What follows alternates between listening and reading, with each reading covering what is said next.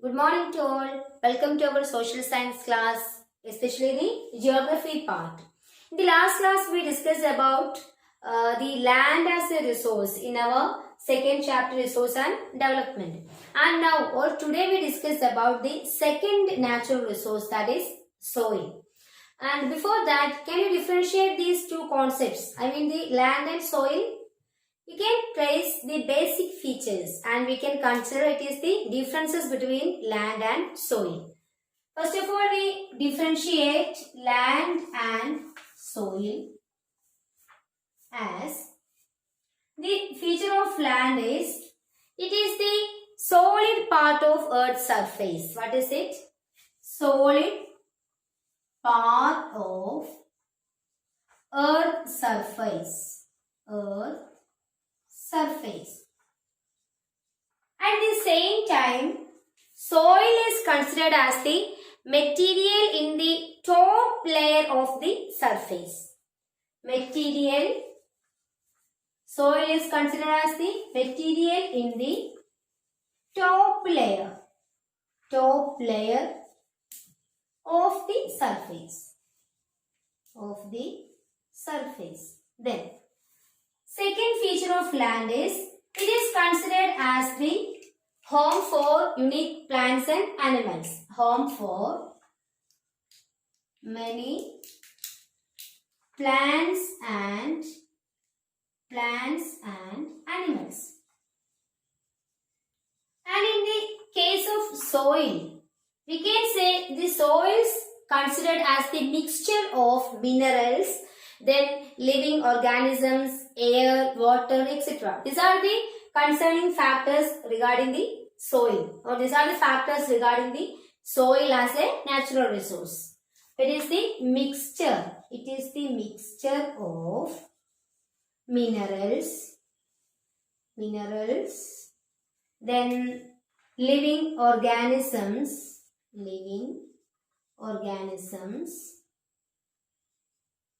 then air, water, etc. So basically these are the major differences between land and soil. Then we end up to our today's topic, that is soil as a resource.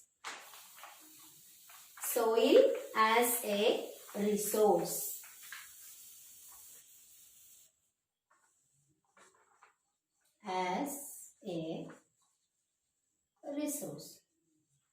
We can say soil is the example for non-renewable resources.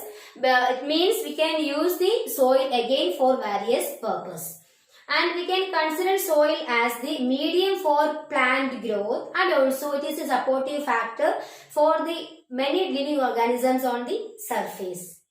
And you can see in your textbook a soil profile. There we can see 4 layers are there, and we can say that the structure of a soil profile. Soil profile. And here, first of all, there is top soil. Then under subsoil, and then substratum, and lastly unweathered parent rock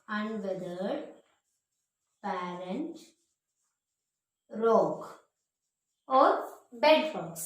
And when we consider the case of topsoil, it is the upper part.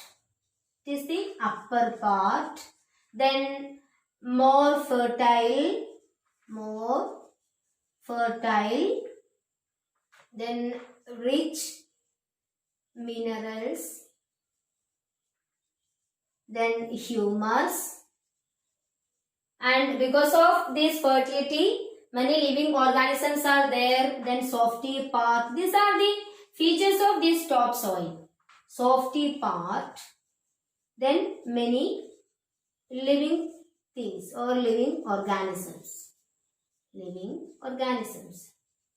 These are the features of this topsoil. When we consider the subsoil, it is just under the topsoil, and its feature is less fertile, then less living organisms, little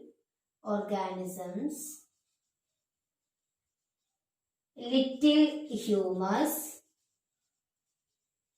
These are the features of subsoil. Then substratum, and one more thing is that these subsoils are formed by the weathering of land, weathering of rocks, then sands, silt and clay. These are the factors resulted or causes for the formation of subsoil. What are they? Yes, the sand, then rocks, then clay, silt. These are the factors related to the formation of subsoil. Then we consider the case of substratum soils. Substratum soils are the third layer and which has more compact,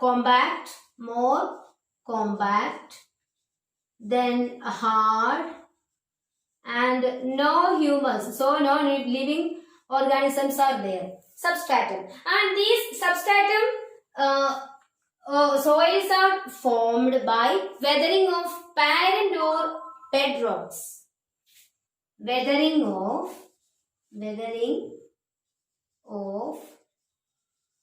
parent or bedrocks. Okay, these are the points regarding the substratum soils. Then lastly, unweathered parent rocks or bedrocks. That means the big rock pieces having no changes. So these are the layers of a soil profile. Firstly, topsoil, it is the upper part and it is more fertile, rich with minerals and humus. So softy part, and also due to its fertility, many living organisms are existing in the first layer. Then second is subsoil, and it is consisting of less fertility, then less living organisms, less humus, and it is formed as a result of weathering, sands, rocks, clay and silt. Then the third is substratum. Substratum means it is the more compact and hard than the previous layers. And also we can say that the substratum soils are formed as a result of weathering of parent or bedrocks, okay, into several pieces. Then lastly, the last part is considered as the unweathered parent rock or the unweathered bedrock. That is the rocks having no changes. This is the soil profile. Then we move to the formation of soil. Then our next topic is formation of soil. The soil can be formed as a result of the functioning of both the factors and also some natural forces. Let us check what are the factors and the natural forces. Formation of soil. Firstly, we can say that there are some factors and also some natural forces caused for the formation of soil. First one, factors. The factors like relief, then climate, then vegetation, and lastly parent rocks.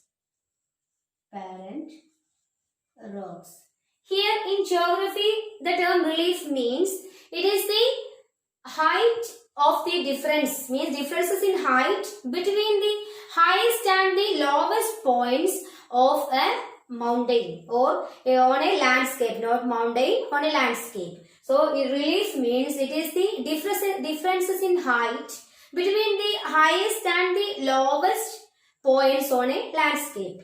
Then relief is the first factor. Then climate, changes in climate, then vegetation, and lastly the weathering of parent rocks. These are the factors related to the formation of soil. Then second one is some natural forces. They are changes in temperature.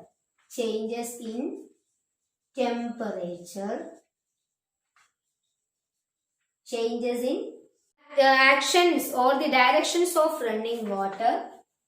Next is actions of running water.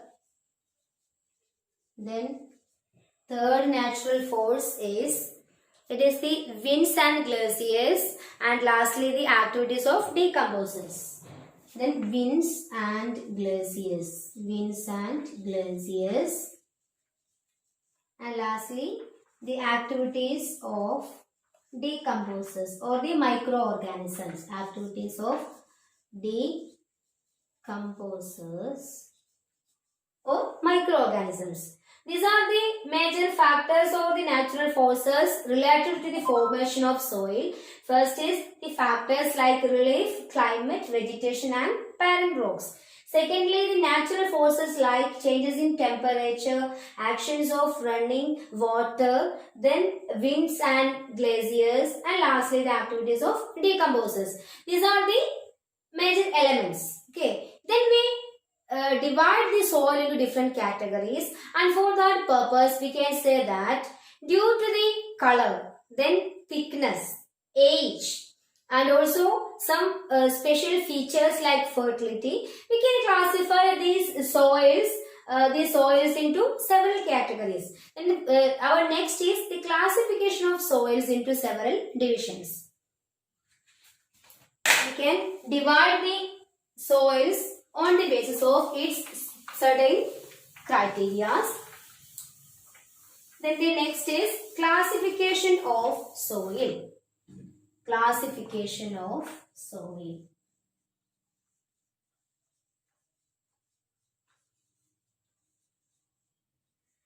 Here, the first classification is alluvial soil. What are they? Alluvial soils. So the first classification is alluvial soil, and let us check the features of alluvial soil. We can say alluvial soil is considered as the most important and also the widespread soil, and that is the first feature. It is the most important, then widespread soil. Then the second feature, almost or most of the northern plains are made of these alluvial soils. So the second feature is northern plains. Northern plains are made of this soil. These soils. Then the third feature is these alluvial soils can see in eastern coastal plains. Okay, and we can say in another way that the formation of alluvial soil. Okay, formation of alluvial soil.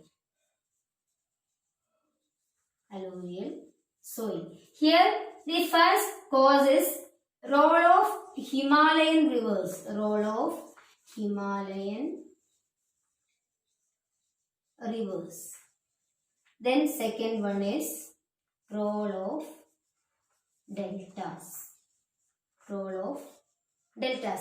So first of all we just discussed the first classification of soil, that is the alluvial soil, and it is the most important and widespread soil. And then the second feature is the most of the northern plains are made of these alluvial soils. Then thirdly, the formation of this alluvial soil, and for that we can say that there are 2 points. That is, the first is role of Himalayan rivers, and the second one is role of deltas. When we consider the case of Himalayan rivers, there are 3 rivers, that is Indus, and then Ganga and Brahmaputra. These are the 3 rivers that leads to the formation of alluvial soil. Then secondly, role of deltas. What is the meaning of deltas? Can you say? Yes, deltas are the small deposits of alluvial soil, or it is the fertile areas that are formed as a result of the sand slides, okay, on the river side. So deltas are the fertile area, especially with the alluvial deposits. So we can say that due to the functioning of these deltas, we can get the alluvial deposits or alluvial deposited areas. So the formation of alluvial soil is concerned with the Himalayan rivers, namely Indus, Ganga and Brahmaputra, and secondly the functioning or the role of deltas. Then thirdly, the third feature is we can see the alluvial deposits or the alluvial soils on Piedmont plains. Piedmont plains. What are they? Piedmont plains. What is the meaning of Piedmont plains? Anyone? Piedmont is the foothills of mountains. Okay. When we consider this is the mountain and its foothills, here we can say as the Piedmont, and many minerals, then fertile factors such as these soil deposits are kept here. So we can say that this is the Piedmont plains. And in our this part, we just discussed three types or three categories of Piedmont plains, and we can name as Chos, then Terai, and lastly Dwar. These are three Piedmont plains.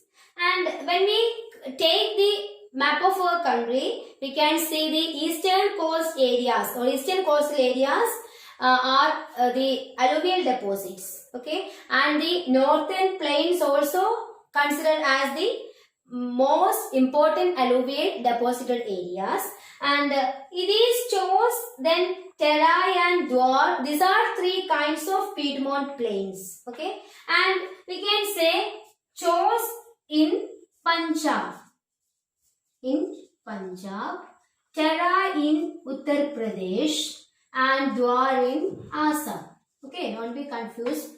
We discussed three types of Piedmont plains. Okay, and can see in Punjab, Chos, UP, Uttar Pradesh, Terai, and Assam, Dwar. Okay, then when we consider this location for alluvial soil, okay, try to list out these features. Okay, then it will be more easier for you remembering all soil types. Okay, and now we discuss the special or major features of alluvial soil. Then we consider the locations of alluvial soil. In where we can see these soils. First one, northern plains. Then some areas of Rajasthan, then Gujarat, etc. Okay. Then when we take the case of alluvial soil, we can say these are on the basis of age. We can categorize these alluvial soils. Have you understood? Yes. On the basis of age, we can categorize these alluvial soils are again into two. Okay. On the basis of age. First one, old alluvial soil. Old alluvial. In bracket, Bangar. And next is new alluvial soil called as Khadar. Okay, and here Khadar or the new alluvial soil is more fertile, and the Bangar is the old alluvial soil is less fertile. Okay, when we compare the fertility, Khadar is more fertile than Bangar. Okay, and these are the classification of alluvial soil. Then we can say that it is more fertile means the old categories related to alluvial soils are more fertile. That is why the population densities are main feature of this alluvial soils. Means people are trying to cultivate by using this soil because of its fertility. And when we consider the major crops, or the alluvial soils are suitable for the crops like, just list out what are the crops are cultivated by using this soil. It is major crops. Major crops. They are sugarcane, then paddy, then wheat, then cereals. These are the important crops cultivated by using these alluvial soils. Then we can say that when we compare these alluvial soils with the soils in a dried area, we can say that they have no humus or no fertile factors, and these alluvial soils are rich with minerals, okay, but the soils in dried areas are less fertile and have no much minerals, and that can be suitable for cultivation after the proper irrigation and also the proper cultivation facilities. After the application of the cultivation facilities, we can use the dried soils for cultivation. But in the case of alluvial soil, it is more fertile, so many crops can be cultivated by using these soils. Some of them are sugarcane, paddy, wheat and cereals. This is the first category. Then we enter to the second division of soil, that is black soil. Okay, the second division is black soil. Black soil, and in its name we can say that it is in black color. Okay, simple. Black soil, and it has several names. It has several names, and you can say that it is also called Ruger soil or black cotton soil. Black cotton soil. These are the different names for black soil. It is sometimes called as Ruger soil, and in sometimes it is called as black cotton soil. And in because we can say that it is more suitable for cultivation of cotton. Second feature is suitable for cotton cultivation. Cotton cultivation. Then its formation. Then the formation of black soil. Formation of black soil. We can say that it is the climatic condition of parent rocks. The first factor is climatic condition. Climatic condition of parent rocks. Then the second factor for the formation of this black soil is Deccan tracts.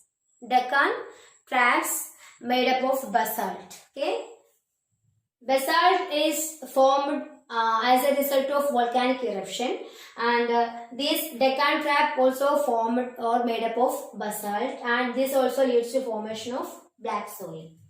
Second one is Deccan tract. Deccan tract made up of basalt. Made up of basalt.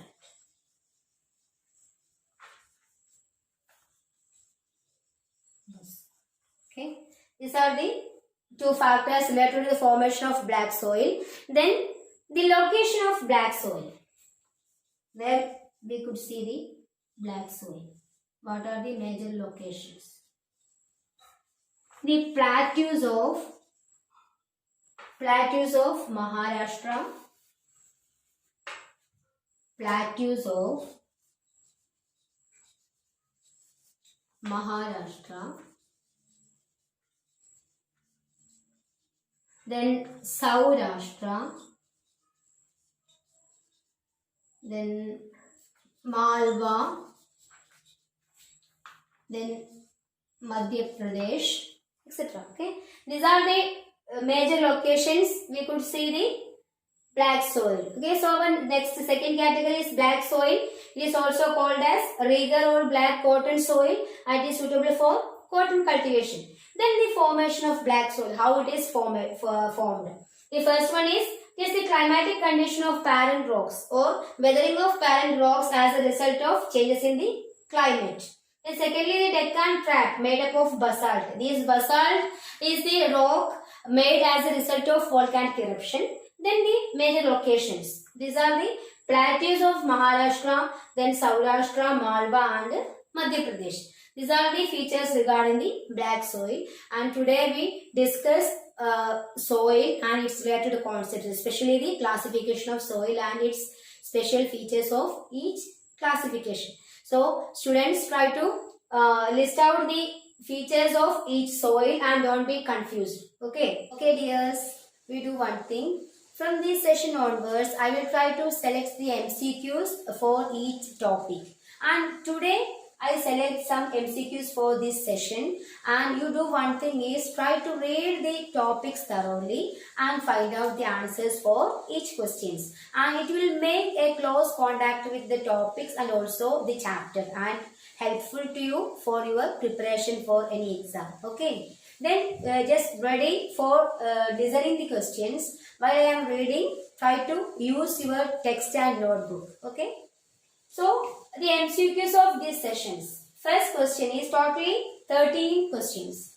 First question is, dash is considered as both the medium of plant growth and support to living organisms. Listen carefully. These questions should select only from the discussed concepts. Okay. Today we discuss the two classifications of soil and also the introductory part of soil. Okay. Then the second question is, the second and third layers in a soil profile can dash and are dash and dash respectively. Okay. Then the third is, the examples for natural forces for the formation of soils are dash. Fourth question, soil consists of dash and dash materials. And the fifth, the entire northern plains are made of dash. Sixth question, the rivers in which we can found alluvial soils are dash. Here you should write the three rivers. Okay. Then the common Piedmont plains for alluvial soils were dash. On the basis of age, alluvial soils can be divided as dash and dash. Just list out the category. Then ninth question, dash are the major crops can be cultivated in alluvial soils. 10th question, black soils are suitable for dash. Then 12th question, dash are the areas can found the black soils. And the last, the 13th question, dash can be considered as important factor for the formation of black soil. So totally 13 questions and read the passage thoroughly and try to find out the answers. Okay dears, thank you. Have a nice day.